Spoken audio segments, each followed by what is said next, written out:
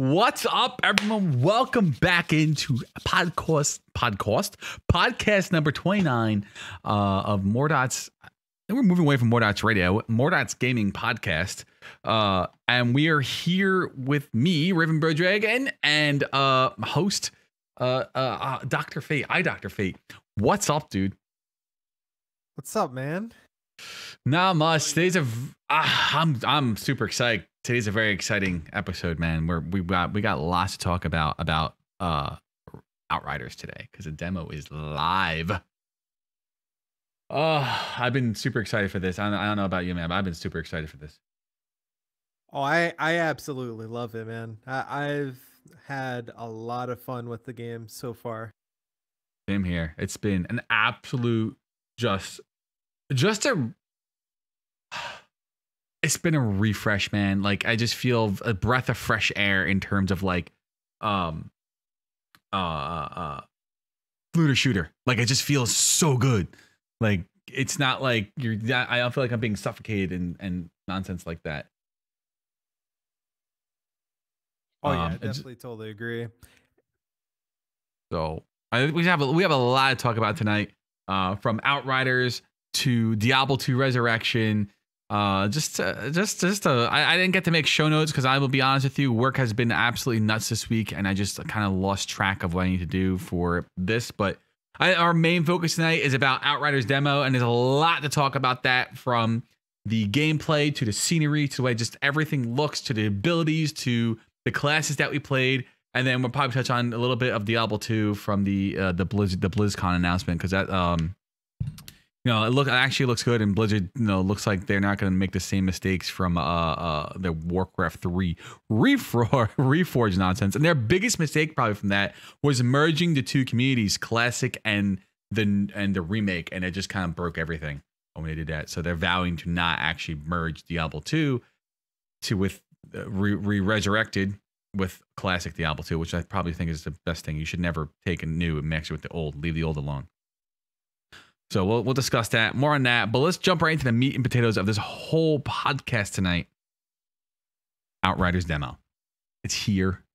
It's free to download. You don't need to. It's right on Steam.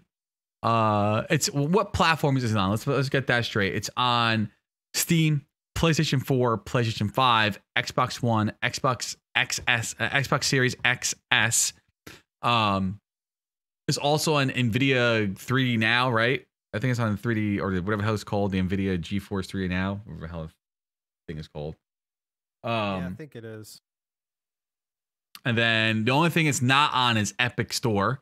But I think like the world has Steam, so that's cool. We don't need Epic Store for demo. But it will be launched. It will also be launched on the Epic Store when it goes live April 1st. The main game, the full game. So it's actually very, very cool. It's very, very cool with what they did with this. They delayed this game a few times, and they felt confident enough where they were with the demo to actually release this a demo and give us like up to level 7, tons of resources that you can hold. Not even hold. Don't hold your resources. Spend it, because you can buy good gear and whatnot, and get yourself like decent gear before while you're grinding to look for better gear. So it's so, I enjoyed everything so far with the demo. I'm sure many of us out there have already beaten Gauss, and now we're into the open world area to actually go around, start farming and doing the side missions. But let's talk about the nitty gritty stuff before we get really. Let's talk about the high level stuff before we get into the nitty gritty. So what were your first impressions of the demo when you first got into it? What were your thoughts, Fate? What was my thoughts? Yeah, I actually. Yeah, I was cautiously, excited about it at first.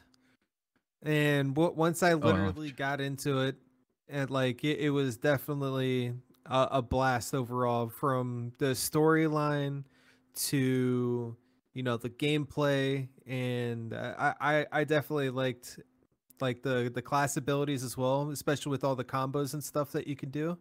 Yes. And oh my God. Yes. Like they definitely did a great job overall with like everything. And the story, like I said, the story was really good, and I was really surprised by that. I agree. Like, honestly, I wasn't expecting a big story, like, because it's a shooter, and like even the Division 2 story was cool, and I enjoyed it, but I wasn't expecting anything crazy in terms of like story content. I just wasn't. But I get into it, and right away I'm met with this cool story that's happening and it's unfolding, and right away I made a connection with Tanner. I really like Tanner. I'm not gonna give any spoilers, but I was like, oh my god, he's so cool. And then whatever happens, I'm like, oh no. And then you move on, and then you keep going through it, and other stuff happens. You're like, oh my god, you're making these connections so quickly and just relating and relating to people in different ways. And the story kind of grabbed me really quick. The game is pretty fucking good. Yo, Wicked, I agree, dude. I completely agree. It's really good.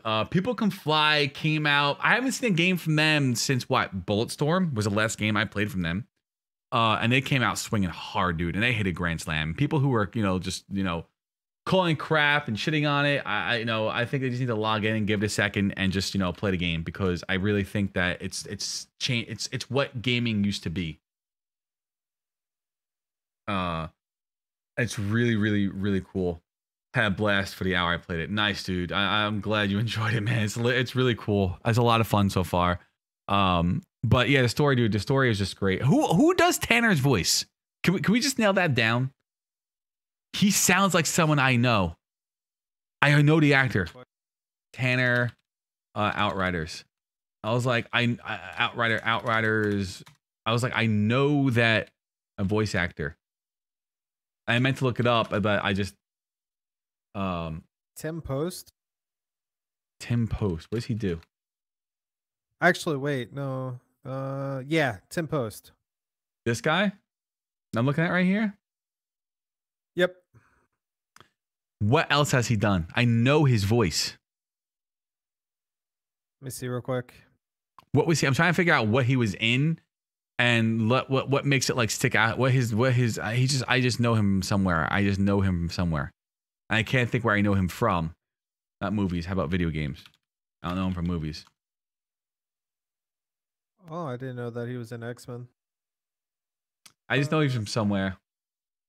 Feels like a lot. Well, People Can Fly, and people keep saying that it's a ripoff of like of Outrider, of Grim Dawn, of Gears of War.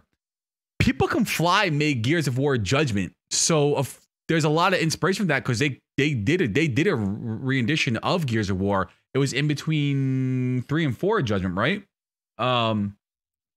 So they did their own version of it. So that's where it's pulling from Gears of War from. You found it? What games, dude? Deus Ex Mankind. Deus Ex. Oh my god, what did he play in Deus Ex? I honestly do not know. Hang on 1 second, I'll let you know. Because I'm like, this guy's voice sounds so familiar. Mankind Divided? Yeah, Mankind Divided. I can't remember the character he actually played. I was like, I know this person's voice.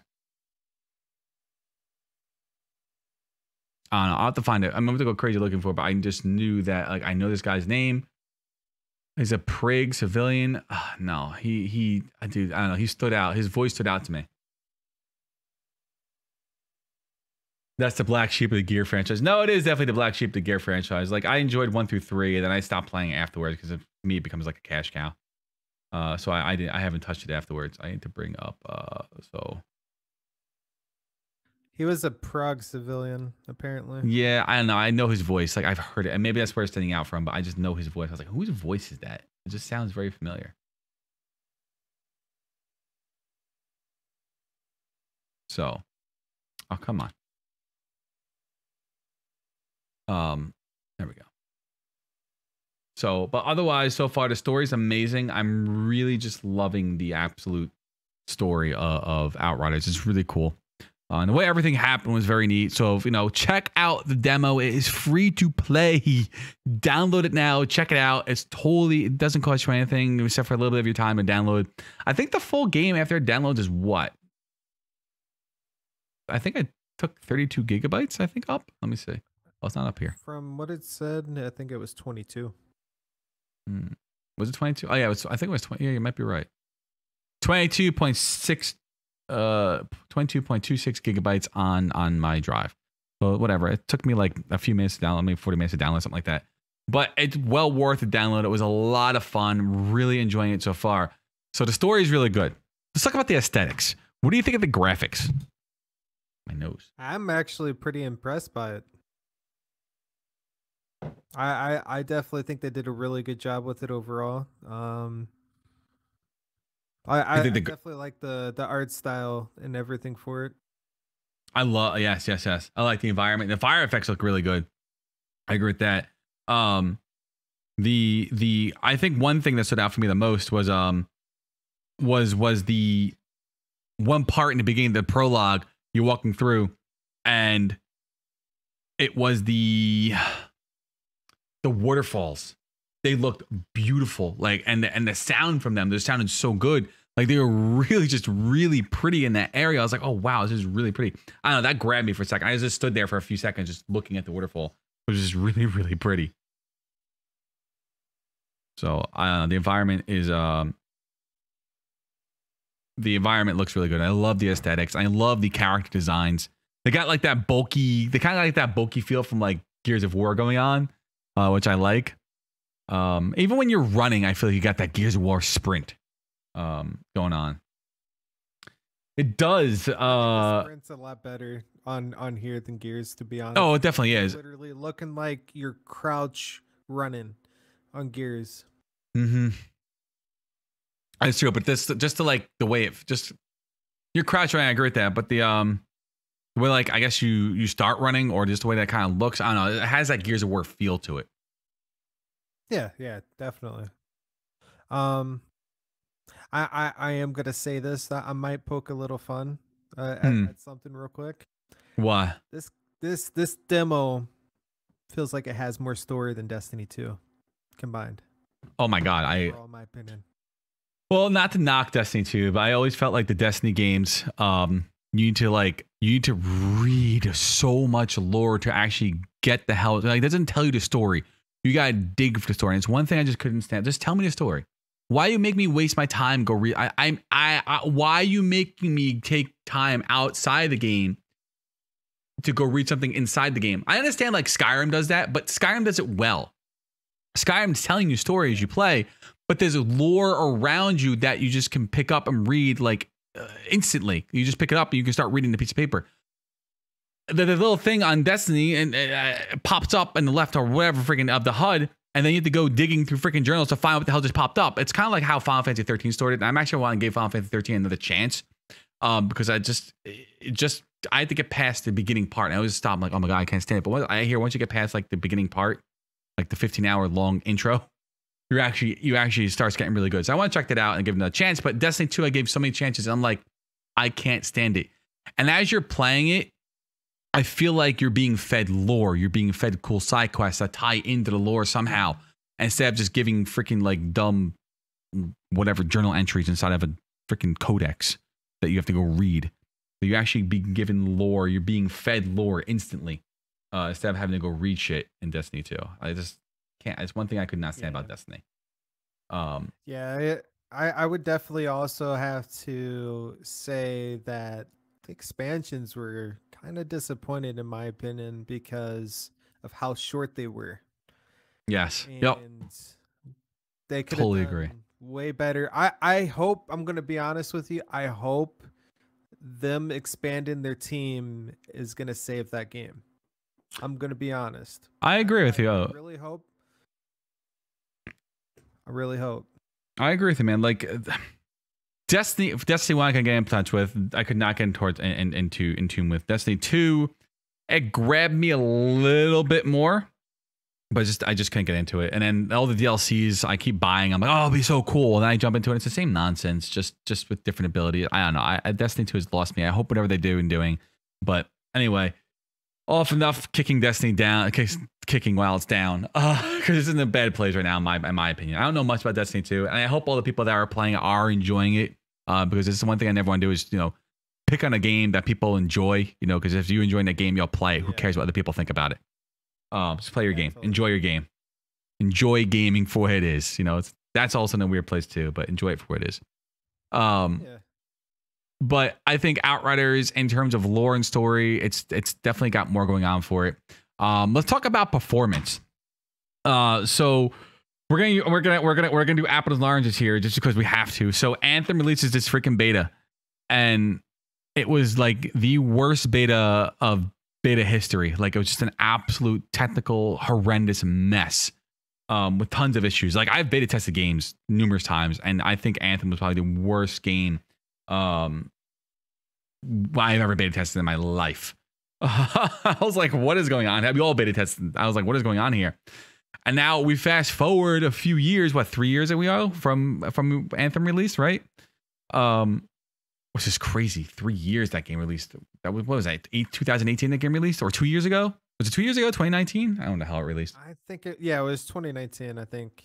So we're 2 years ago this game releases, and here we are in Outriders, and they release a demo that's not a beta, and I'm fighting enemies, I'm throwing grenades, I'm using my abilities, I'm co-oping with a buddy, other abilities the enemies are sending off. I never dropped between 60 to 75 frames a second during battle, and that's just on a demo. And I can't wait to see what the full polished game looks like in terms of like performance. And I'm running on Ultra. I'm running my setup is a 3950 for gaming PC. My setup is a 3950X with 32 gigabytes of memory, a RTX 2080 Super for the Win 3, and then running off of a SSD drive. So, and I didn't dip that much. I always stay consistently between 60 and 75 frames a second. I never dip between 60 frames a second, which is just beautiful.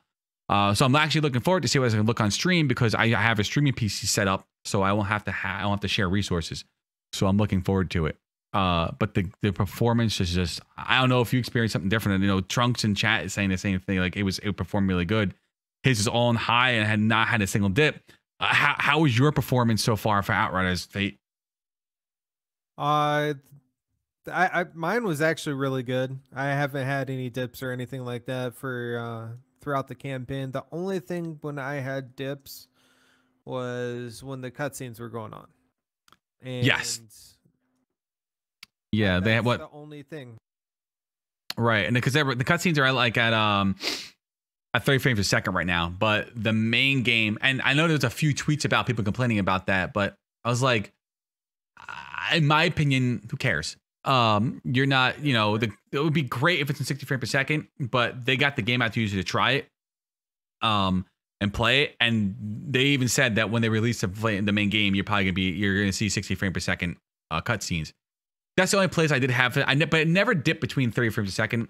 It'd be like 30, 31 frames a second. I never went down to like the 20s. The performance, even the cutscenes were pretty solid for 30 frames a second. I didn't have any stuttering. The game didn't stutter or jitter anywhere. It was actually pretty good. Trunks said he did get an error when he exited the game, but I haven't exited the game yet. It's still running in the background because I plan on after the podcast, I'll probably keep streaming and just swap to Outriders as well. Fate and I will probably stream it a little bit and play it for a little bit to show it off a bit for everyone who has not seen it or downloaded the demo, but it is on Steam to download for free. I'm going to keep pushing that because, you know, sometimes you got to pre-order a game to get the beta. No, it's a free demo on Steam, on PS4, on PS5, on Xbox One, on Xbox Series X and S. The only thing it's not on is Epic, but you can get the demo everywhere else, including through the cloud service NVIDIA as well. I don't think Stadia has a demo either, so it's not on Stadia. But check it out. It's really, really good. It's a lot of fun. So performance is actually like, I will rate performance A+ right now. So story A+, performance A+, aesthetics. I'm going to give it an A-. There's some areas I was like, okay, but I think it's A- right now. And then let's move on to Gunplay. What do you think of the Gunplay? It's definitely really great in my opinion. I like it a lot. It feels really, really smooth with a lot of the guns. I haven't had any like issues or anything like that with the Gunplay. No, neither have I. I like the fact so it definitely has inspiration from Gears of War because people can fly and make Gears of War dungeon, but it also I feel like takes inspiration from the Division 2 in terms of a cover system. And now that you knew, so what I like about the Outriders game is that it really pulls both systems, so you can run and gun. I understand like Gears of War is like tactical, and so is like the Division 2, but there's this feel of like hiding, get in people's faces. So I'm playing a Technomancer and talking about abilities a little bit. We'll get deeper into abilities a little bit more. Talking about the Technomancer, every time I shoot them, I'm leeching life from them. So it's like I don't really need to be out and damage that much, out and cover that much, because I'm pulling life. And then there's modifiers you can spec on later for your class. You can modify that leech experience. You can modify that leech percentage and really have like a vampire build or a leech build, I guess, which is really cool. So it kind of takes the tactical aspect of it and puts it in there if you really need to use it, if you're really hurting, just kind of like give yourself a breath. But it pushes, get in the fray, blow things up, and just get in there and use your abilities. And that's how I love up and close personal type games. It's really, really, really cool. Dude, stream elements, you can't level up. You're a bot. That's hilarious. That's funny. Trunks chose the pyro, and it's a little more tactile because using the ability opens you up to being shot. So it's technically like really a mage, and this is what I like about Outriders, because it really throws in the RPG aspect. So right now I'm a Technomancer. I just got my hands on a sniper rifle, and seeing myself with the sniper rifle with the abilities that it has, it complements it better than running and gunning with like an assault rifle or something. So using the ability for using the pyro abilities, it kind of gives you that feel of like you're actually a mage. And you need to make sure that you're in a good place to actually start casting abilities. Kind of like if you're playing like a mage in either like, Dragon Age or like a Final Fantasy game, Final Fantasy 14, and casting at the wrong time, using ability at the wrong time, it's going to get your ass handed to you. So it's being smart and playing correctly. So it really does give that little bit of run and gun feel with that tactile mix and just blends it so well together. Whereas I feel like so many other games just missed. I don't know if you felt that way, Fate. Oh, I definitely agree. That's good. I think the combat, in my opinion, so far has an A+. I think we got like 4 A+ and an A- right now. StreamL just wants to feel cool. I'll be honest. Oh, go ahead. Okay. No, go ahead. Like the classes that I played so far was the Devastator and what was the Trickster. Those 2 classes are absolutely awesome. Okay. Like, I really enjoyed a lot. Yeah. And like, it's really good. No, so really balanced out and everything. I don't know about balance, because that freaking time bubble that the Trickster makes seems a little overpowered. I don't know about balance. My buddy Rob dropped that when we were playing. I'm like, what is that? I was recording at the time. I'm like, what is that? The whole field, everyone's in it, and everyone just slowed down. I'm like, this is ridiculous. It reminded me oh, go ahead. Not only that, it also slowed down the bullets as well. Yes. Oh my God. It slowed down their bullets, so you could like dot. Dude, it's a little overpowered. It reminded me of the Godfall. Godfall actually has a really cool hammer, where when you use, I think, a heavy attack with your ability, it actually produces a time bubble, and anything in it or projectiles in it are slowed down to a crawl, and it's overpowered. They ended up nerfing it where you cannot slow down bosses anymore, or their projectiles in it. So it kind of broke the build for bosses, but for handling the mobs that you're running through and just trying to defeat as you're farming them, it works for there, but they completely nerfed it against bosses because it broke bosses. It broke the boss mechanics completely. So I understand why they nerfed it. But so hopefully, I don't know. We'll see. We'll see what happens with Outriders and as they tweet. I don't know how much balance they're gonna do if they feel like saying they're a little too overpowered, making content too easy. I could see them balancing certain things and whatnot, which is cool, which is understandable. You don't want to have a overly broken build that just whips through everything, like the Neo Fuma Ninja cheese build. build's ridiculous. We'll get. I'll talk about it on one of my streams one day. It's just stupid, this build in Neo 2. Otherwise the abilities are really cool, and I'm playing Technomancer right now. So let's talk about the abilities. So the abilities in for the Technomancer are pretty cool right now. It's the only class I've played. I plan on playing. I'm going from left to right. I'm just playing complete in order, like how I read, because I just how I work. My brain works. So I'm playing a Technomancer. I'm gonna hit level 7 with him. I'm level 5 right now, I think. And you start off with a proximity mine, which causes an interrupt, which is very cool. So anyone who passes by it explodes. So using it at the right time to kind of like interrupt a cast that one of your enemies are doing, or just kind of like get people who are about to die using it in the right places, and tactically using your proximity mines are very cool. Has a 22-second cooldown, which isn't too bad. Using it the right way is cool. Using it tactically, I think, is very smart instead of to kill enemies or stop people from casting. The second ability you get is the turret, which right away, as soon as I saw I got the turret, I was like, it freezes your enemies. I fell in love. I'm like, I love freeze builds in ARPGs. That's why I always go Sork when I play Diablo 2, because that's important. I love freezing things and then shattering them, because that's just fun. So it freezes them, it can shatter them.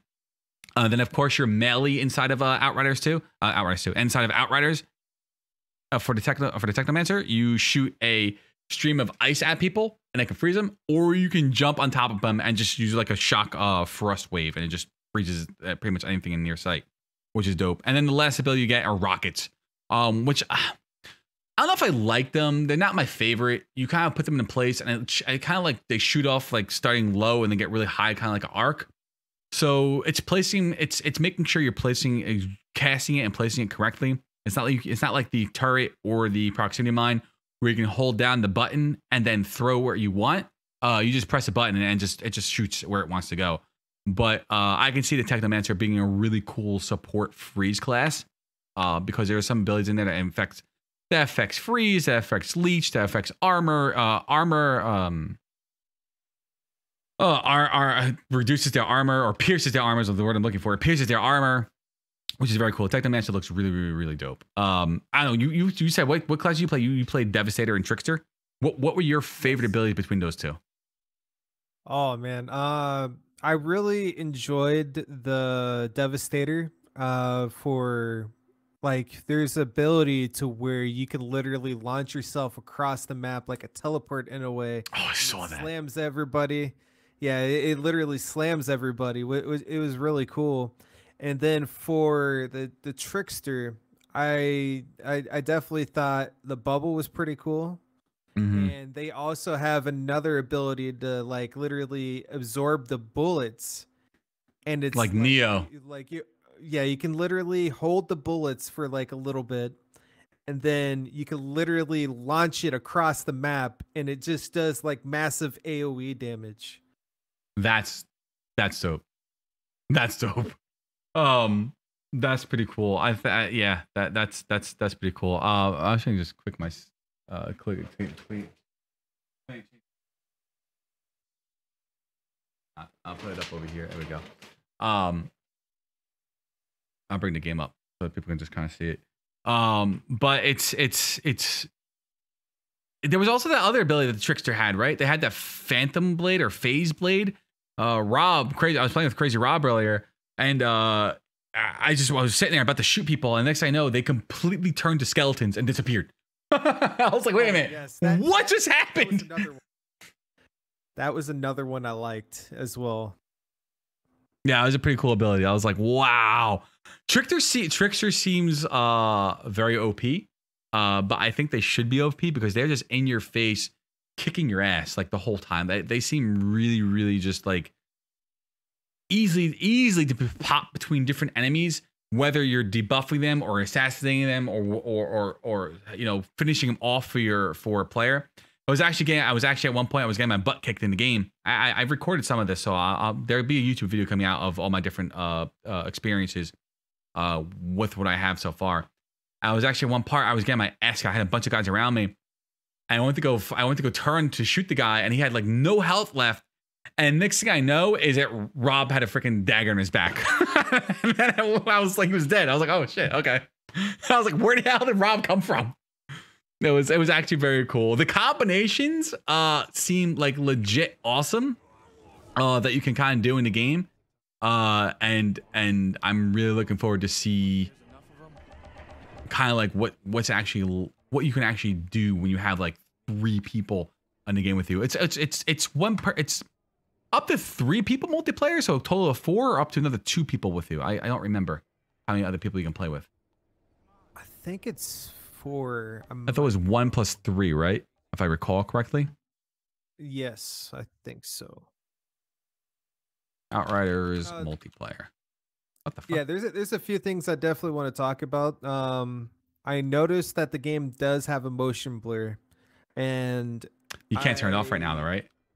Yeah, you can't turn it off until launch. They've already said that they are going to be bringing that into the game, and of course they're going to be fixing the cutscenes and stuff to make it more balanced out. Mm-hmm. I know they addressed that, and I noticed that I think they did say that they're adding in more accessibility stuff as well, if I remember correctly, which is going to be really cool.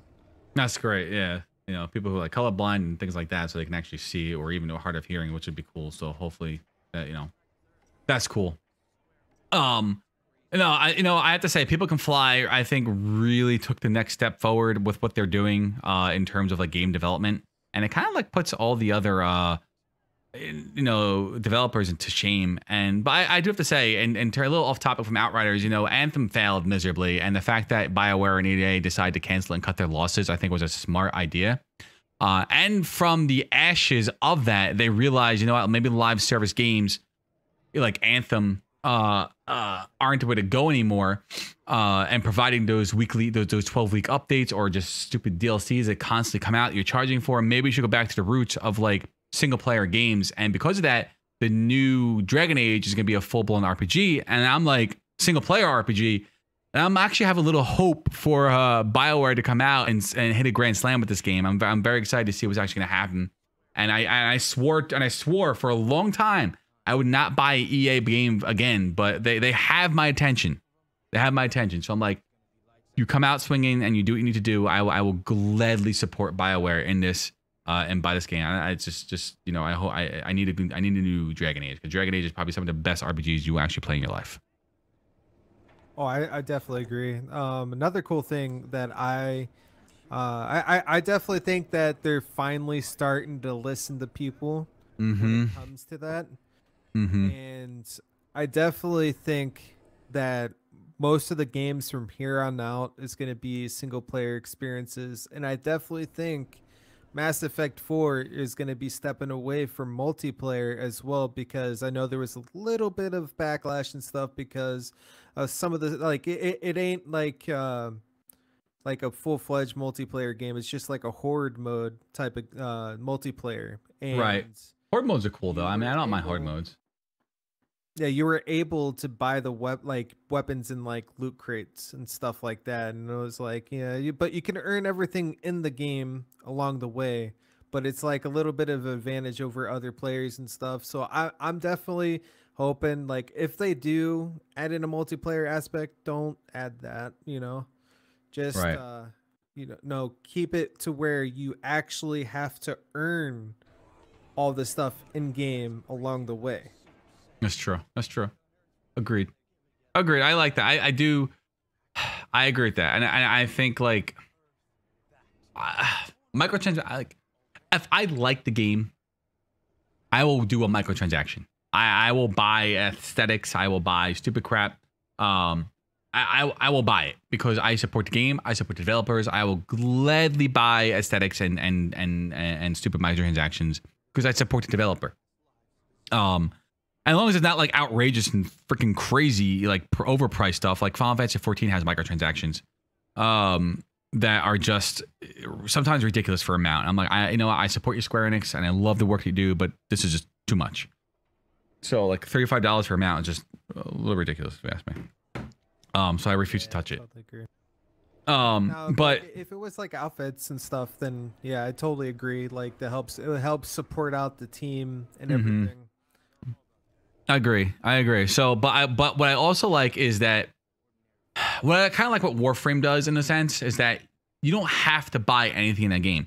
You can grind your life away for it and retrieve everything that's in that game that they sell in the store.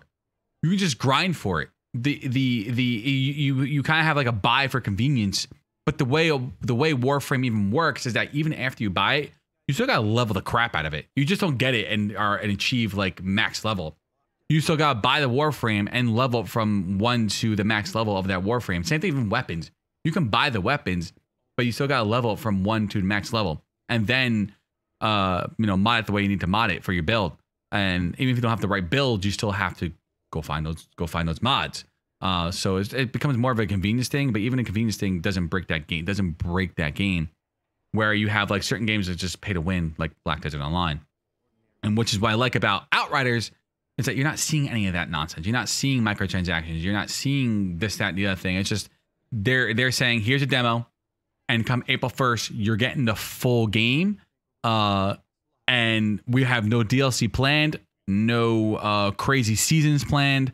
Which, in my opinion, I don't really like seasons. And sometimes seasons to me, I feel like are just a carrot on a stick for the gamer to chase nonsense because the developer's content is lacking, and they don't have anything else for you to give. They don't have long-term plans for the game. It's just throw shit together and make them chase stuff. Like Division 2, I thought was very cool to start off with. I'm like, oh, I like what they're doing. I like what they're doing to story content and how they're putting it into the seasons. And then it became the most repetitive seasons. I even think the worst in Destiny 2 seasons in terms of like chasing after the rogue agents and what was it? The events that happen inside the game, like the Hollywood events, the zombie events. It became so repetitive, and every season they had like little things changed here and there with the season, and they listened to feedback and changed it a little. But honestly, dude, it was like the most repetitive and carrot on the stick thing I've ever seen, and it really turned me off from the game. I eventually stopped playing it, unfortunately. And I do like the Division 2 in terms of a shooter looter. I do think the game is broken in many ways, and the size of the development team, they did the best that they can, but that just kind of turned me off from the game. And that's something I just don't want to see happen with this, where you have that carrot on a stick nonsense for seasons. The seasons just annoy me. Like Diablo 3 seasons, Destiny 2 seasons, Fortnite seasons. Like it's just carrot on a stick, because it's just something. There's in my opinion, they're lacking depth in content, and it's just the same crap over and over again. They just recycle it in different ways. That's my opinion on seasons. You can totally disagree with me, and that's cool. No. I actually totally agree with you, especially with Destiny 2 and Division 2. Like all they did, there was with the events, there was actually no story whatsoever to fill in with those events, and like the only for which game though was like for Destiny. Oh, for Destiny, okay. Yeah, for that, and the only things that you would literally get is like a ship, weapons, and yeah, it was nothing that was actually like worthwhile going out there. It's just like I said, it's carrot on a stick. It just became nonsense. So that's what I like about Outriders. Just like, and I guess, something else we can talk about here is that there was, there, and this is where I think where the definition of live service comes in. And I think there's a lot of like back and forth with people, live service versus not live service. To me, yes, you are connecting online to a server, and whatever you're connecting online to the server, there's probably different things going on. There, DRM or whatever else might be happening. A reason why you're connecting to a server is because, well, you can't, pirate the game. You need to be able to connect to servers if you want to play the game. It's also for multiplayer reasons, and whatever else they're pushing down. Updates, are different things like that. Patches. Well, I guess because Cyberpunk is eventually going to have multiplayer, but I thought that when you connected to Cyberpunk, it was actually connected to a server somewhere. I just know, like, even like EA games, some of their single player games, you connect to the servers just for whatever reasons. So to me, when we say live service, that means you're getting something, you're getting an update regularly every 12 weeks. There's going to be a DLC. There's going to be frequent patches. They're going to do, you know, crazy updates here and there, give you events like Division 2, Destiny 2, Diablo 3. To me, that's live service.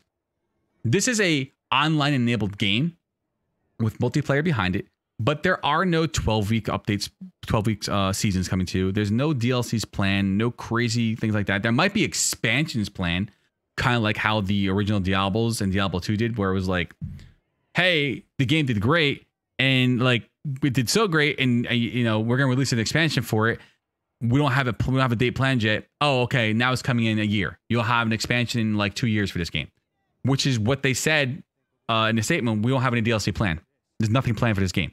You know, this is a full game. You're gonna push forward through all the end game, which is like 15 different world tiers, and then all the expeditions that you can go through, which are kind of like mythic pluses. If you ever played World of Warcraft, you do mythic pluses and you level up your world tiers. You level up the key inside of World of Warcraft, which is the same thing, world tier here. So you get to world tier 15, and the faster you do those expeditions, the better loot you get at the end of it, which is actually, you know, pretty cool. So it's constantly pushing yourself to have better equipment. Love me a WoW reference. What's up, Rob? So that's kind of like what they're doing with this, which is actually seems pretty cool. But there's nothing crazy planned. You're not getting 12-week carrot on the stick updates. That's one thing I cannot stand is seasons. Seasons just kind of turn me off. And the fact that like you had the free part of the season, then it's like, well, if you buy this season pass, you get this extra stuff. I'm like, really? I'm like, this is what we're doing? So a lot of it becomes a cash cow, in my opinion. Yeah, especially with Destiny 2 with that, I totally agree. Yeah. Like, in order for you to get like those seasons and stuff, you actually have to like buy them or buy the highest edition of the, you know, the expansion, and then you get like the 2 to 3 seasons or whatever that come out. Yeah, it's kind of silly. Like I just certain things like the Division 2, like Division 2, if you paid for, and not that it broke the game, it was like if you paid for the season pass premium, or just you bought the season pass, you got extra different loot. Like you had 2 tracks. You had just the person who was just grinding their way through it, but then you also had the person that paid for it, and you had a whole different loot track. And that loot track kind of gave you stuff that was like, well, you know, that's kind of not cool because I'm playing the game as much as the other person. Like, why can't I have that cool skin? Oh, but you can buy that cool skin separately over in the store like a month later or at the end of the season. It's like, piss off. I just don't like things like that. I just find it silly and just trying to chase your wallet. I don't like companies that chase your wallet. Leave my wallet alone. Chase me for the passion you have behind the game, and you and me will be best friends. And that's what I like what People Can Fly can do. That's what I like People Can Fly are doing. And Square Enix, like they really just put passion behind this game. Now, I have a question for you. If this game blows up overall, like becomes popular, do you think eventually, if it is successful, do you think they might make expansions for the game? I think they will. I think if the game, let's take a look. I don't know what this actually looks like right now. I haven't even gone to Twitch and looked at like what this looks like on stream and like how many people are actually streaming at this point in time. We had King Goliath, who was actually like, I don't know, I'm really not sure about this game. What the freaking crap was that? Like I don't know what about this game and whatnot. What? Oh, dang, you have 4? Outriders. So there's 57,000 people watching it right now, right? You had a few of the popular and bigger, and I don't like saying popular or bigger, established streamers who were kind of like, oh, I'm not sure about this game. And then the game comes out, and now they're like, oh, this is actually a lot of fun. I'm actually enjoying it. So them saying that is going to push people to be like, oh, I never heard this game. There's a demo for it. All right, let me go check it out. So I think as long as people who are, you know, I feel like established streamers become the influencers of gamings, and they say this game sucks, that game doesn't get views. If they say that game's great, you see that game get views. It's just kind of crazy, like how that works in many ways. I'm not saying that happens all the time with every single game, because not every single established streamer plays those type of games. But it definitely does. It does help. I love that Geico is pushing toward promoting towards gamers. Sorry, I just saw that and that's hilarious. Geico's like, yo, level up with Geico Gaming. Just found that hysterical. Wait, that's an actual thing. That's an actual ad. I'm gonna click on it. That's what the fuck it is. That's hilarious. Geico Savings is our game. That's hilarious. They are pushing Geico towards gamers. That's actually, you know what? I'm gonna say it. That's not dumb. That's actually very good marketing. I haven't seen anyone else do that. That's actually very good marketing. I have not seen a State Farm or I don't know, any other insurance, auto insurance out there that's doing that. That's actually pretty freaking smart. Liberty Bell, I think, is one. I know Burger King is, and Cash App also has an account. Yeah, but this is just crazy that they actually are putting ads out here for like Geico, like an insurance company, are advertising toward gamers. Like, I think I know this is very off topic, but that's actually very smart to get people to kind of like, oh, I need insurance. I'm on the biggest streaming site in the world for video games. Let me buy ad space on Twitch. I don't know how much it actually costs them to have it, but that's freaking smart. Because how many gamers actually how many gamers actually like, oh, you know, I really do need insurance for my car, or I'm buying a new car, or I have Progressive right now, or I have State Farm right now. I wonder how much Geico offers. Let me click and let me see how much it actually costs me. That's actually really smart, and props to Geico, because I have not seen State Farm, I have not seen Progressive, I have not seen any other freaking insurance company do that yet. That's actually very smart, Geico. Sorry, a little off topic, but that's ridiculously smart. That's actually hilarious. So yeah, this is actually, anyway, I was off topic. So anyway, back to Outriders. So 57,000 viewers right now. I think by time, because now people are streaming it and we're at the demo and it's very early demo. And I was actually talking to someone in stream last night, a new person to my stream last night popped in. I was hanging out and talking, and was like, "Oh, I only heard about the game a month ago." So now Outriders and people can fly are actually really smart, because they're like, "Oh, by the way, we're making a game, and we're giving you a free demo for people who don't know about it. Here's a demo, play it, tell your friends about it, tweet about it, stream it, make YouTube videos about it, and I guarantee you it's gonna go boom." By time it releases, this will probably either double or triple number. I think we're gonna see over 100,000 viewers by the time this game is actually live. I think it's just gonna be a very big game in terms of popularity and people watching it. I think it's very cool.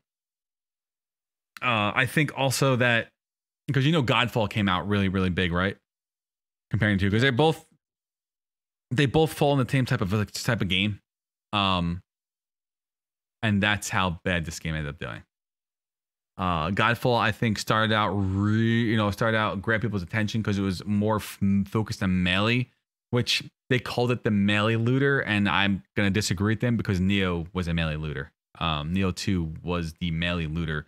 Like it took Dark Souls and Diablo 2 had a wild and crazy night, got drunk, made love, and Neo was born. That's exactly what happened with Neo. Like, it's Dark Souls and Diablo 2 thrown together. So this was not like the first time looter slasher, because Neo is a looter slasher. If you never played Neo, go watch some videos, and you're seriously just farming gear to better your build, and then putting stats into your stat sheet to build better gear, and then farming weapons to build a better. It's a looter shoot. It's a looter slasher. So them to call it that is just it's silly, and that just kind of like turned me off from it. I was like, I don't know about that, because it already is. Neo does that. So I don't know, but anyway, that's off topic. So anyway, back to Outriders. So I have not played the rest of the classes. I know Dr. Fate stepped away for a second, but he was playing the Devastator and the Trickster. And then I know Trunks in chat was playing the Pyromancer, and it sounded like really tough mage. At times can be really tough to play. I turn off that synergy nonsense again because it actually messes up with my stream. So I'm looking forward to this. I'm level 5 right now, so let's talk about the demo a little bit and what you're actually getting. I don't know if we covered that in the beginning. So you start the demo, you're getting the prologue, the whole prologue. So that's the beginning of the story, and then you're actually getting the whole first mission you get, and that brings you to the very first boss. After you beat the first boss, you're getting 4 side missions you can go in and do, but you can just sit here and just farm up to tier world 5 and just farm for the best gear that you want for your build. You can also play all 4 classes, plus having 6 character slots, so you don't have to delete characters to try them all out. The cool thing is, after you beat the prologue, you can go in and actually skip the prologue the second time around, or the third or fourth time around, so you don't have to worry about going through all the nonsense for the actual game of the prologue. So you can just skip right to the campaign, which is very cool, which is very nice. I was like, oh god, I do this 4 times, but you can skip right to the campaign, get done with the first mission, and just play the character you want and learn it. Welcome back, Fate. What's up, dude? Let's talk about the skills, dude. I don't think we got into like the big skills yet. How many skills did they let you unlock? The 4 skills, right? 4 of them or 3 of them? I don't remember. Yeah, you unlock 4 of them. Okay. Along the way. And then how many of these do you unlock? 1 or 2 of them, I think, right? 2 of them, right? I think it's 2. Yeah, I think it's 2 to start off with. So that means at level 5 you unlock your first one, and every other level you're unlocking a point. And there's 30 levels, so that means you're gonna have 15 points. No, more than that. 5, 7, 9, 11. You have a good amount. I don't know. I don't do math in my head that fast. 5, 7, 9, 11, 13, 15, 17, 19, 21, 23, 25, 27, 29. So like 16 points, I guess, about. Maybe. Well, there's 30 character levels, right?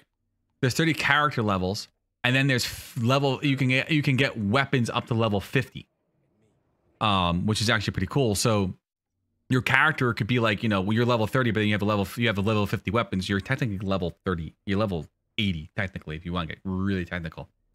They have up to level 8. They have up to level 50 weapons, and those weapons you'll find in the world tier, which is what I loved about this. As you're playing the game, if you see the world tier up top over there, the yellow bar up over here. Oops, where's my mouse? I don't know where my mouse is. It's being stupid. Anyway, yeah, here you go. The yellow bar up over here. That's your world tier. And as soon as you level up the world tier enough, you're in world tier 4. It automatically levels you. I think you actually can turn that off, honestly. If you don't want that to happen. I just forget where you turn it off from. I think it was escape underneath the settings, world tier. You can auto set highest world tier available. You actually can turn that off if you don't want to level up to the highest world tier, which is pretty cool. I do like that. So if you want to keep challenging yourself, you can just let the world tiers level up for you. There's 15 world tiers altogether, and the demo gives you up to level 5, I believe. Yeah, it's 5. Which is cool because level 5 lets you get into rare items, blue gear. And every time you unlock a new world tier, you get a reward for it. So that's pretty cool. I like that a lot. So I'm looking forward to get to level 5. That's pretty cool. Yep. And it's no different than I guess kind of like Diablo world tiers. Is that or I guess the levels of Diablo, I call it world tier, like the torment levels. It does enemy level +2, drop the drop item levels +2, the rarity modifier, and the legendary drop rate modifier, and the wearable item level plus cap is +2. So you can wear higher level gear, which is pretty cool. So right now, 1 through 3 is not it's just like once you hit like level 3, everything starts to kind of like even out a little bit. And once you get to level 4 is when the increase starts happening. Like plus 6. You can't look further, I guess. Doesn't let you look further. Oh wait, E. So here you go. You can go up to 15, yeah. Yeah, so 15 gives you enemy plus 12, dropped item plus 12, rarity modifier 500, and legendary drop rate modifier plus 200%. And the wearable item is plus level 12. Reward for unlocking, you're gonna get a legendary gear and resource pack Titanum. And the Titanum gear is like the rarest pack you can get. It's the rarest resource you can get for crafting certain things and buying certain things from the vendors. Crafting is available in the game, but it's not available onto the main game. But you can start getting all your loot for it. Down here you have resources: scrap, leather, iron, and titanium, and shards for crafting to raise specific attributes of equipment gained with disabling, weapons and armor. So you definitely want to make sure that you gotta do a mixture of like selling and breaking down your gear. When you sell gear, you get scrap. When you break down gear, you get everything else. So you kind of do a mixture of both. If you played any type of like ARPG before, or any type of RPG, there's always a balance between selling, breaking down, and making sure that you're geared properly. Do you know what type of end game build do you want? Like, do you know what you want for end game yet? I haven't thought that far ahead yet.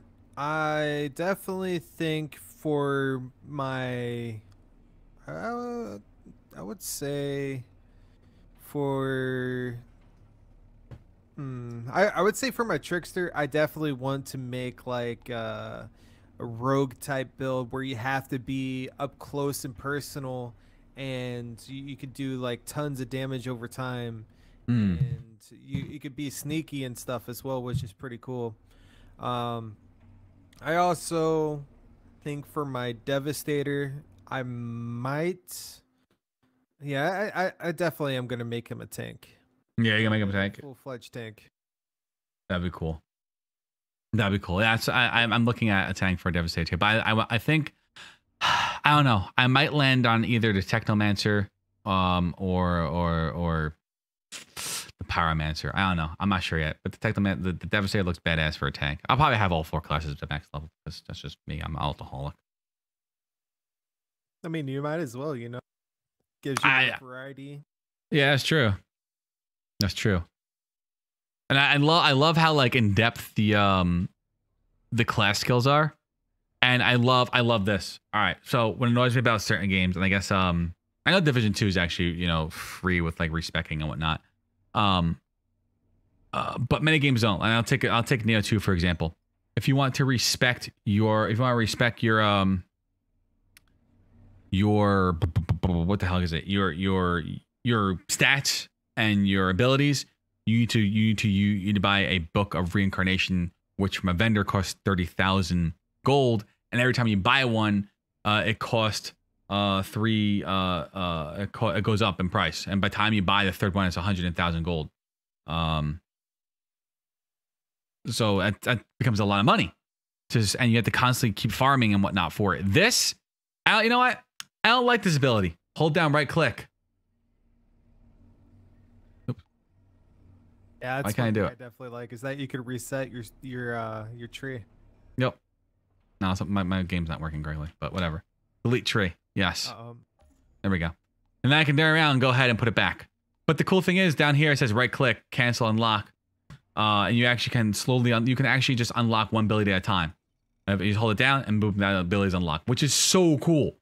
But if I choose something wrong or just something that's not working for me, I can just tell you know what, I don't like it. And I think can you do that anywhere, or does it only back at the camp? I think you can do it anywhere. I might be wrong. So, no, I have to play around with that. But right, tried it yet. Yeah, I haven't tried it either. I just started playing around with it. So I'll just try but it's I'm sorry, but that's like one of my favorite things is that you can just go ahead and be like, I don't like this whole build, delete, and just delete the whole build pretty much. I think that's a very cool factor. And what I like about it too is that I don't have to go anywhere crazy. Like the Division 2, I had Destiny 2 does as well. Destiny 2, you can change your whole build at any given point in time, based on the gear and the actual thing you have set up. So I can't say that Destiny 2 doesn't do that, because it does. But there are many games that don't do that, and you're constantly wasting resources that you need for other things to change your build. And I feel like that kind of penalizes you and punishes you for wanting to experiment. And that's what I don't like. And I like the fact that they're letting you just experiment with builds and try to find things that work for your gameplay. So, and for someone who likes a theory craft, it's also a nightmare because you're going to freaking try different types of gear. You're going to try different types of build. You're going to try different types of skills, and just sit here until you find something that's perfect. And you're going to be sitting here testing it. But if you're someone like me who eventually likes to throw up streams and talk about it, and the Guilded about like, well, I'm using this ability with this skill, with this gear, and it gives X percentage to do this. It becomes something fun for the community to talk about, and they try it, and they give you your results, and maybe they make one little change, and you can try it, and you make another, and it keeps going until the build is like 110% really golden, and it just keeps getting better and better. It just makes it a lot of fun, because these games, there's no such thing as there's no such thing as the right build or the wrong build. There will be builds that just perform better, but the build that underperformed doesn't mean it's a bad build. It's just how you like to play the game. Now, if it's a PvP game, I would say, well, this is the meta. If you want to be really good and actually do good, you gotta play the meta.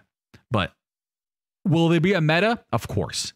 Games like this always have a meta. Neo 2 has metas. Freaking Diablo 3 has metas. I'm pretty sure back even the day Diablo 2 had a meta. There's always a meta. There's always that like, oh, this is like the meta build. But to me, those are meme builds, dude. You're just going through, destroying shit, and it just becomes like, when the game has become fun anymore. At that point, and that's when you just either gotta go up in difficulty or change something up to make it a little bit harder for you. Unless you're just like I guess I have to put enough time into a game. For me, I do want to just go with my main character. I want to go and just blink and everything dies. Like, thank you. Right. Yeah, that's definitely one thing. I definitely agree. Yeah, it's pretty cool. Yeah. So, but I think the best thing to do is to like make your own builds from scratch, and evolve it over time. Don't copy like other people's builds and stuff, and just play it your own way. I agree. If that makes sense. No, I agree. You know what that also teaches you, and I think people just kind of like grab stuff like that. And there are times when I play brand new games, I'm like, I don't feel like learning the game, or learning all this stuff on the screen. What does that, or trying to find that synergy. And these games are all about synergy. It's finding the right gear, right? The gear that has some type of stat that might have some type of ability that kind of ties in with your skill, skills that you're choosing, and then the class perks that you're choosing. And all that ties together, so you're making a good build. An example of that, I guess, would be the Fuma Ninja cheese build in Neo 2. I call it that because it's such a cheese build. You get gear that has shuriken and kunai damage on it. You equip all that. You then get the writing box that has ninjutsu power on it, which is just ridiculous. And then you use the elephant guardian spirit, which allows you to get Amrita while doing rage damage. And by the time you have all that built with ninjutsu power and all your gear, on your weapons, on your trinkets, I think I was farming a boss up to level 100 in like 10. It took me like 15 seconds to kill the boss. By the time I was up to where I was to hit level 100, it was taking me 10 seconds to kill the boss, maybe a little bit less. Again, for the mission, I throw through kunai and the boss is dead. And you just keep doing that. So it's finding that synergy and that cheese type of thing that works. It's just really just experimenting and playing around and finding things that break the game, make the game hard, or just finds that sweet spot for you that you really, really like. So as we said before, there's really no wrong build. It's what you like, what you enjoy doing. Who cares what top YouTubers and top streamers are doing? Maybe take it as a reference and see what they have and then break it down and make it your own build. but it's more fun to take it and make it your own and be like, well, I used XYZ as a reference, but then ABC, and this is what I came up with, and it could be like the next best build according to the internet. Mm-hmm. So, but that's my discussion on builds. Dude, I'm stoked about this game. I just can't wait to hit level 7 and move on to the next character, and then try it out, and then farm that with that character, and then move on to the next character, and then farm that one, and move on to the next character.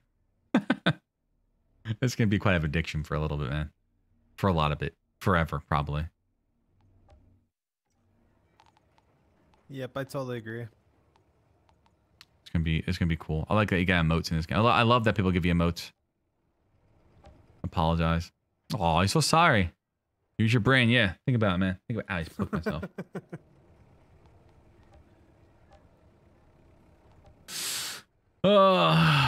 But other than that, guys, I don't know. I think we covered a lot about Outriders. I'm not sure what there else really to talk about. It's just a free demo. Go download it on Steam and check it out. The only thing you're gonna lose is like 15 minutes of download time, and if you don't like it, like maybe an hour worth of your gaming time. It's just I do think a lot. I think it's really worth it to check it out, which is free, and it's worth it. Check it out on Steam. Let's do this. I can't copy and paste this. No, all right, whatever. But yeah, check it out, guys. It's pretty cool. Let's talk about something else. Let's move on from Outriders. So we had BlizzCon last week, right? It was BlizzCon last week. And I think the biggest thing for a lot of us out there, many of us, was if I could type. I'm telling you, if I could type, I could be totally dangerous. Also, just you're still on your game screen. Oh yeah. Thank you, because I'm on game capture. Thanks, dude. No problem. All right, here we go. So the biggest thing that I think came from this was Diablo 2 Resurrect. I haven't watched the trailer yet, so let's watch the trailer. Oh, you haven't seen it yet?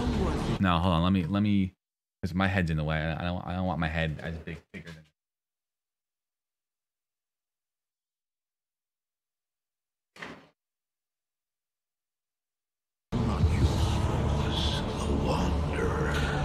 Now you know what I seek, Marius. Were these the demons from... Don't do it! It seems I'm not exempt. What was it after me? Arise, Diablo. Arise, Diablo. Of terror. 20 years ago. It did define the genre. This be our darkest hours. It may yet be your greatest moment. Remastered for a new generation. I mean, the graphics look good. I'm glad they didn't make it look like Diablo 3.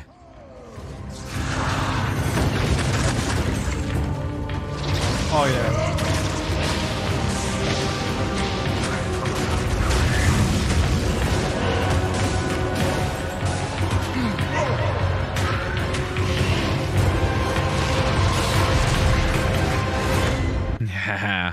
On PC and consoles, which I think is huge, with cross progression.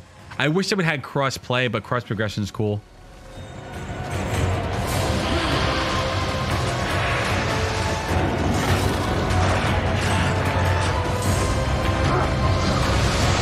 This is gonna be awesome to go through again after so many years. I think so, and after reading like some what they're doing, I do feel like they are going to be pushing the right thing for Diablo 2 Resurrected. I signed up for the beta or the technical test just to hopefully get in and just check it out. But otherwise, it actually looks pretty. It looks pretty cool. That's something that crossplay can be done because people have phones, right? That's right, people got phones. But it looks really good. Otherwise, I do hope it is good. and I'm really hoping for the absolute best for Diablo 2, because it was one of those games that you just kind of like, you grew up with it, and now they're bringing it back out, kind of like they did with Warcraft 3 Reforged, and it just kind of like tanked hard because of the stupid mistakes that they made with it and the rushing job they did with it and horrible development, and it's no longer that team that's doing Diablo 2 Resurrected. That was called the A Team. That team got pulled off of Diablo 2 Resurrected. Vicarious Games came in and took that over after they merged everything like that with Blizzard, because Vicarious Games did Tony Hawk, redid the Tony Hawk Pro Skater games, and they kind of got merged into that and took over the development of Diablo 2. So hopefully this team can get it done right and not destroy another amazing franchise that was done by Blizzard. Blizzard has a lot to rename for themselves in terms of what they've done in the past, what they've been doing in the past with the games, and I blame on Activision. Oh yeah, I totally agree. Like the cool thing is about the new team that they have is that they're really, really passionate Diablo fans as well. I don't know. That's great. About that or not. I didn't know that. No, that's great. So yeah, I definitely think it's going to be in good hands. They said that they're not changing anything for the game from like the original. The only thing that they're going to be added in is to where you can switch from the classic graphics to the new graphics, and it's going to have accessibility, for people that are colorblind and stuff like that, which is really cool. And I'm definitely going to be picking this up. I definitely am. Yeah, I don't think I'm gonna pre-order. I'm very. They effed up with Diablo Immortal. Yeah, they did mess up with Diablo Immortal. But I do think that they're going to hopefully do right by Diablo 2 fans. So I hope that we do. We do see something good from this, because Diablo 2 is just an amazing. I had 2-boxed that game because I loved it so much. I had a Zon and a Sork, and it was just it was so good. I loved that game. I really did, and I hope they don't ruin it. I played that more than any game, and then I lie, because then EverQuest came out, and that just consumed my life. And then Sony got it. Well, Sony always had it. It was then I don't know who the hell is doing it now. Whoever took over. Someone bought it. Yeah, so Sony sold it off to them, and they just destroyed that game. EverQuest. I wouldn't even touch that game with a 10-foot pole. I would touch it with on an emulator private server. So it just, I wouldn't touch the one that's in production right now, like the main actual game. So, but whatever. It's not a topic. What else we got coming out? I mean, what other games we got coming out that look good? We have what's that? What else is coming out from Blizzard? What else did they make? Oh, they released their whole arcade games back on Blizzard and console, on the Blizzard app and console. I don't know how to feel about that, to be honest. No, I thought it looked cool. Rock and Roll Racing. Don't you remember Rock and Roll Racing? Yeah, that was the only thing I liked from that, to be honest. What else were the games they had? They had that one Super Nintendo game that was like, oh, what the hell was it? Hold on, let me bring up Battle.net. It's been so many years since I played those games. Let's see. Because it was that cool game that they actually released way back on Super Nintendo.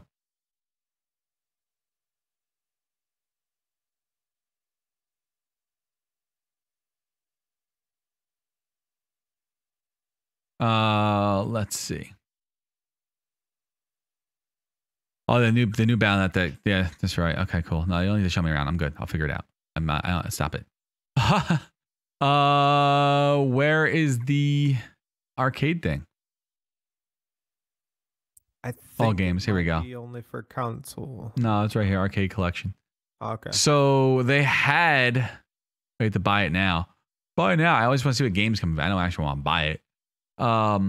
Available as part of a. That's great. So that's what it was. The Volus Vikings. That was the one. I can't remember the name of it. This was like one of the very first games I think they put out on console. Rock and Roll Racing was great. I really liked Rock and Roll Racing. That was a lot of fun. I will say, be careful with streaming it. There's actually a notice that went out that's saying that this is not streamable because of the music that's in it. It has copyrighted music. So if you are streaming it, be careful of the music. You could get DMCA striked, which is just absolutely crazy. Which is stupid in my opinion. If it's part of the freaking game, it should be allowed to be streamed. It's so stupid. I totally agree. I never played Blackthorn. I don't know what the hell this is. I never even seen this. This is new to me. that one is pretty decent at most. Never played it. Like one thing about the whole DMCA thing that I think they should have done. Like I know it was already a full game beforehand.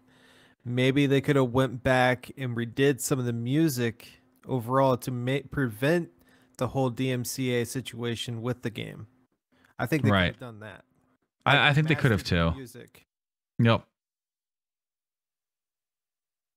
I agree, man. It's just the whole DMCA thing is maybe we should make that like a topic one night and just really just talk about it and have a good topic of with chat and converse on it. It's just a lot of stupid shit. And the truth is there's a lot of just nonsense greedy assholes out there. Excuse my language. It's just the truth. Like they're just ruining they're just ruining gaming and everything else, and not even just gaming. They're ruining a lot just because they're greedy. And greed runs this country. It's just crazy. Anyway, I won't get to like negative stuff, but it's just crazy how crazy it is. Talking about crazy, the Illinois, was it the governor, wants to ban Grand Theft Auto 5. Yep. What? Well, I think no, it's not just Grand Theft Auto 5. It's all violent video games. All violent games. So my take on that is like, wait a minute. How about let's solve all this? I'm gonna tell you how we solve this all. We solve violent. We ban violent movies. We ban violent books. We ban violent anything violent. You get rid of it. Even teaching about the violence of human history. Let's just scrap it and never teach it. And never teach. Violence is in human nature. We were stabbing each other as cavemen. It's just what we are. It's just what we are. It's just human. It's what humans are. Humans is very, very. Not everyone's violent, but humanity just grew up violent, man. Like it's just how they started out. Cavemen were violent. They were throwing rocks at each other, smacking people over the head with clubs. You know, survived. They had to freaking mangle freaking animals. So like it's just. I don't understand how you just you just ban something because like it's just crazy. I have no patience. I'm gonna say this now. I'm gonna say this now. Overall, violent video games does not affect anybody, but like when it comes to like them having the mental mindset of what they have, going out and doing some harm to somebody, for example. It's for them to have that mindset, it was probably due to the way that they were brought up. Overall, it's not due to the video games. It's due to the way that they were brought up. Listen, I've been playing video game. My first video game I ever put on in my life was Die Hard on the PC. I was 5 years old. I only knew was I was able to walk through a building and shoot a guy in the face. I was like, that was so cool. Freaking like pixelated blood went all over the place. Oh, it's so cool. I never thought in my life, let's go pick up a gun and just do that the same thing we did in the game in real life. I was like, I never thought to do that because I knew that was wrong. That was bad. I'd be in trouble. I'd kill someone and just never, ever thought to do that ever in my life. It's just, I just don't understand the mindset. And my parents always knew I was playing because my parents are very involved with me. Oh, I don't want you playing that. No. Oh, wait, were you playing that game at so-and-so's house? I'm like, yeah, you're not going there anymore. And if I find out you're there, you're grounded and you're losing all your other games. I'm like, oh, okay. So it's just, you know, it's just, I don't know. I think it's a lot like parents are involved. What's going on? Listen to their kids. Like, it's just, you know, bullying, our kids being bullied. Like, you gotta be involved with your kids. You just can't let your kids free range. Like, they're not cattle. You just can't let them free range and eat the fucking grass, because who knows what grass they're actually eating and being told about. You need to actually like get out there and be involved, totally involved, every fucking second of every day. This is a great story. So my daughter is in 5th grade, and she got into a Discord chat because her friend just told her to download Discord, and there was this kid who told them they were gonna kill it. That he said, "I think I'm gonna kill myself because no one loves me." And, you know, at first, you know, I knew this kid was just trouble, didn't like her, whatever, did not like her, just always trouble, always causing issues, being a troublemaker, whatever, always looking for attention, mean, fresh, just whatever. Said something to her mother about this kid, and she was like, "Oh no, I don't think so. Why, you're becoming friends with this kid? This friend's a troublemaker. This friend's mean. He's not nice to you. He's always doing this, doing that." I'm sorry, when you're a child, I don't care how old you are. In my house, this is not a democracy. Your phone is my phone. I pay for your phone. I trust you, but your phone is my phone. I feel like something's up. Your phone is my phone. I will go into your phone. I will hack your phone. I will get into your phone, because I'm sorry, your phone is my phone. This is not a democracy. So she went in, grabbed the phone, looked at it, saw all these crazy messages and pictures, screenshotted everything, sent it to her phone, contacted me. I was like, wait, what's going on? I can't believe this kid says he's gonna kill himself. Like, he's in 5th grade. The parents had no idea that they were on Discord. This kid was texting. This kid even felt like, where are you? How are you not paying attention to your child? Like, where are you? What are you doing? Like, he's in school causing trouble, kicking other kids, spitting on kids. Where are you? What are you doing as a parent? Obviously not doing good for your kid. So it's like, I understand everyone works jobs. I work job. My ex-wife works jobs. Her new husband works jobs. I have 5 kids, but dude, I'd be like my kid and like fucking fly on shit. That shit was going on. I'd be like, whoa, what's going on? So in my opinion, a lot of it stems from parenting. And I never ever in my life. I also believe a lot of it stems from social media. Social media is a horrendous way. It's horrendous for children. It's because then their value of their life, their value is a like or a retweet or a follow. That's how they value themselves. They don't have enough likes, they don't have enough follows, they have enough retweets. That mentally messes with them. No one loves me. No one likes me. I'm telling you, it really messes with kids tremendously. I totally agree. And another thing as well, like you're talking about the bullying subject and stuff. I definitely think that can also have a factor on somebody's mental health and, you know, well-being in general, and to, you know, cause that. None of this stuff has to do with video games. It's due to the way that they were brought up, or, you know, they're getting bullied and picked on, and, you know, that messes with their mindset overall. And you know, and then they could just take it out on somebody, you know. And it's, you know, I totally agree with you though. Like, where is the family overall when it comes to that? You know, they should be supportive, be there for them, and, you know, try to help them get through that. That's right. No, I agree. A 5-year-old should be happy. But, you know, they're I agree. But, you know, some 5-year-olds are already on a freaking iPhone and dealing with dealing with bullies and dealing with freaking social media. Why is my daughter who's on Discord? I'm like, I'm sorry, you're 10 years old, and I know there's many kids on Discord. You don't need to be on Discord. You have no reason or rhyme or reason to be on Discord. You have text messaging. That's all you need. And you have iMessaging. You can easily get on that and talk with your friend. You don't need a third-party application not built into your phone that becomes a covert application, then I don't know what the fuck you're talking about. I'm sorry, you don't need that. Uninstall it, and I will block it from your. I will freaking parent-proof your, child-proof your phone in an instant if I don't like what you're doing. I don't care if you're 16 years old. So that's just me. I will say it again. My kids do not live in a house that's a democracy. I'm very fair, but if I feel something's not right that's not right, and I am all over it, and I just, it's not a democracy. You have no say.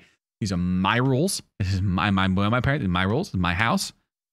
Sorry, you don't like it? Well, it's too damn bad. When you're 18, when you're old enough to move out, you can move. You can do whatever you want. Until then, my house, my rules, not a democracy. You don't get to live free.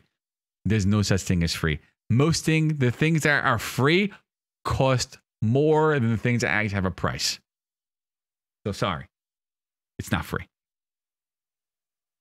You want free time on your phone? Okay, that means I get to know everything that's going on your phone. I'm sorry, it's just I do, and that's the way it is. And I truly feel in this day and age, you kind of need that, right? I feel like you kind of need that because it's so crazy on the internet. So anyway, I know this whole topic of conversation took like a whole weird turn, but I don't think it's discussed enough at all. And it's not like it's negative topic or conversation. I think it's real conversation, and that conversations don't happen. And the truth is, like, I know some parents who get offended by shit like this. I'm like, well, where were you? What were you doing? What were you up to? Like, and I understand, like, it's hard and raising. Listen, I raised 2 kids. I raised 2 kids as a single dad. It's definitely not easy. It's a very hard thing, but there is no such thing as a democracy in my house. I don't run a democracy. This is not, yeah, I'm sorry. You don't get the free range. You get to do whatever you want.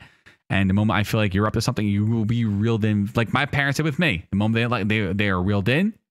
And yeah, and let me tell you, I used to sneak out of my house, and you think you're getting away with sneaking out of your house. Believe me.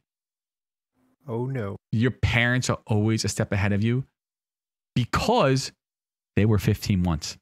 They did the same shit. You think you're so smart. They did the same shit before you did. I used to do that. I'll admit it, and I definitely regretted it. I'll say that right now. Yep.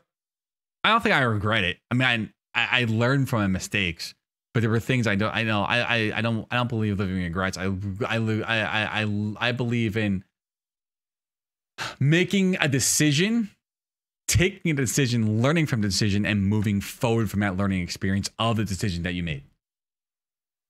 So that's I don't like I made it, like, the reason I'm divorced is because I made it a stupid, I made a decision and was not faithful, and that in the end cost me my marriage.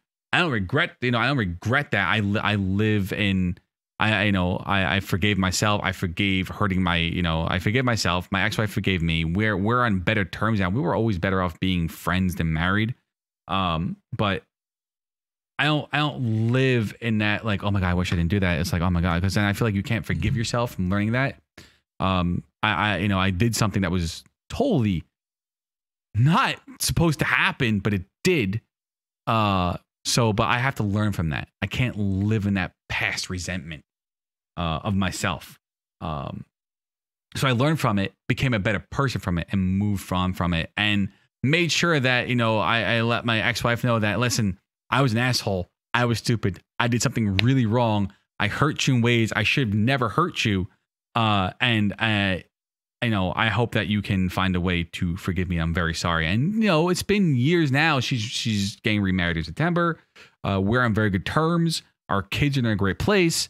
And it's just coming from, I guess, just learning from the mistakes I've made, because I wasn't in the right place of mindset when all that happened. But, we're all in a better place now. And I think coming from learning and growing from decisions and stupid things that happen is how you become a better person. That's me. I don't know. That's my take on it. It's all a learning experience in general. Yeah. Life is just like, hey, guess what? Here's a new day, smacked by something dumb, and then you have to learn from it every single day. And I'm tired. Sometimes I just don't want to learn. I don't want to learn. My brain hurts. I still want to learn something new today. I'm like, I still don't care. Like, please stop. Like, please stop. Shut down the program. Oh man. But I don't know, guys. It's been wow. We're almost coming to an hour and a half on this podcast. We had an awesome, I think, podcast. I think we're gonna close it up here, guys. We had some great conversation. We got into some real topics. I think sometimes it's just not discussed. And if it is, it's definitely I'm not looking in an area. I know a lot of people get offended by certain things like that, or feel it's a touchy topic and don't want to talk about it. But I feel like certain things need to be talked about because it's the only way things get aired out, discussed, and solved. But other than that, guys, it's 8 o'clock here Eastern Standard Time. I think we're gonna I'm gonna go to a break screen. I'm gonna get set up again for Outriders. And I think I'm gonna stream Outriders for a few hours as we play around and of that Fate if you want to hang out and chill and play if you got time. Oh, definitely. We're gonna play some Outriders. So we'll be hanging out and chat playing. Yeah, I'm addicted too. So I'm looking forward to this. But this was an awesome podcast. I appreciate everyone. Well, not just me. We appreciate everyone that has popped in and chatted with us, the one that hung out and chat and watched. This will be on YouTube tomorrow morning, along with Anchor, the FM, as well as any other podcast area that you listen to. So make sure you follow us on YouTube. Well, it's on my YouTube at youtube.com/RivenMDR. And then if you go check over Anchor.fm/MoarDotsRadio, which I'm probably going to change the name to MoarDotsGaming, but Anchor.fm/MoarDotsRadio. And then any podcast platform, MoarDotsRadio, search for it. You can go ahead and find us and listen to all our episodes. This is our 29th episode. This podcast has taken many shapes and form. And this is where we are currently doing these news shows, and we're looking to get interviews started soon. So if you're a content creator, either in the streaming space, YouTube space, podcast space, you do crochet or knitting or anything like that, we want to get you on here and spotlight you and talk about your talent, or your streams or whatever it might be that you do for your hobby, or this is your career. So we would love to get you on here. We're working out details. Probably gonna make a forum for it, and we'll be using gilded calendars for it. So if you're not in the gilded and want to get involved with us, check out our gilded. Hop on in there. Lots of ARPG stuff, lots of Outriders, and cool podcasts coming up. So guys, once again, thank you all so much for hanging out with MoarDotsRadio with myself and Dr. Fate. And Dr. Fate, how can everyone find you? What's going on next week that you're stoked about? Tell them where they can find you next week. I will be fully switching from Twitch over to glimish.tv/iDoctorFate. That is going to be the main streaming platform that I'm going to be on from here on out. And I also, for my Twitter, it is twitter.com/iDoctorFate as well. Awesome. And then I am twitch.tv/RivenBroDragon. I'll be restreaming to glimish.tv/RivenBroDragon. So you'll be able to find me there as well. So check out Glimish. It's a brand new up and coming site for streaming. It's gonna have lots of headroom for growth. Everyone gets a sub button in 30 countries. So if you're in one of 30 countries, that's part of the payouts. You will go ahead and be able to have a sub button and start accepting payments on day one of launch, which I think is pretty dope. So if you're looking to make streaming an extra side hobby or a funded hobby, check out glimish.tv. You don't need any type of viewer membership, viewer count or anything like that. You get a sub button as long as you set up your Stripe and your tax payouts and things like that. So check it out. Looks pretty cool. I'm excited for it. I'll see where it goes. It is an alpha. I want to point that out. It is an alpha. Just so if you're going in and expecting like it to work perfectly like Twitch, there probably will be some quirks, issues, and whatever might be going on the first day. So don't bash the site. They're going to work on. They're going to do the best to work with you. So make sure you give them a chance as they launch their alpha. It's brand new. Everything that the company has done has been funded by themselves. No crazy Kickstarters, no GoFundMe's or anything like that. No Amazon, no Microsoft, no Google that has backed it. It's all done by the company themselves. But anyway, I'm done babbling. Fate, let's get on out of here. We will check you guys all out next Thursday for our podcast, and we'll see you in just a few 10 minutes here with some more Outriders. Peace out, everyone.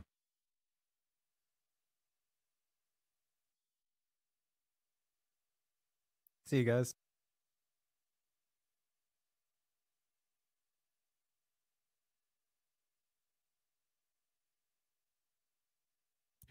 All right.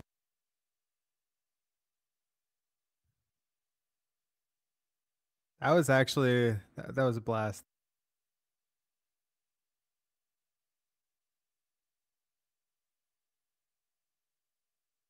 Oh yeah, definitely.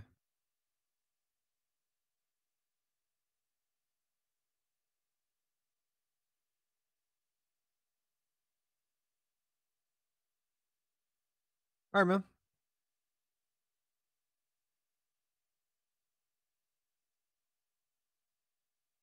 So how's everyone doing?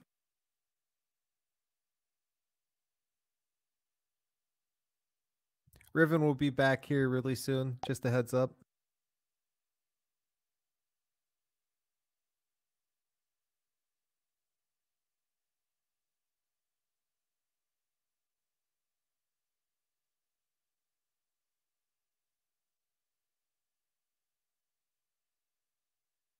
That's good to hear. That's good to hear.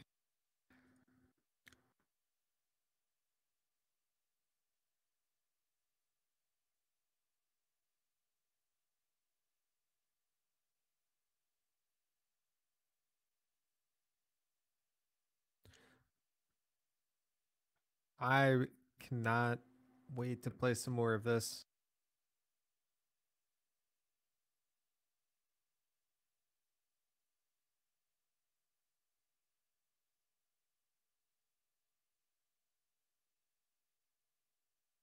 What percentage is your download at, Danny?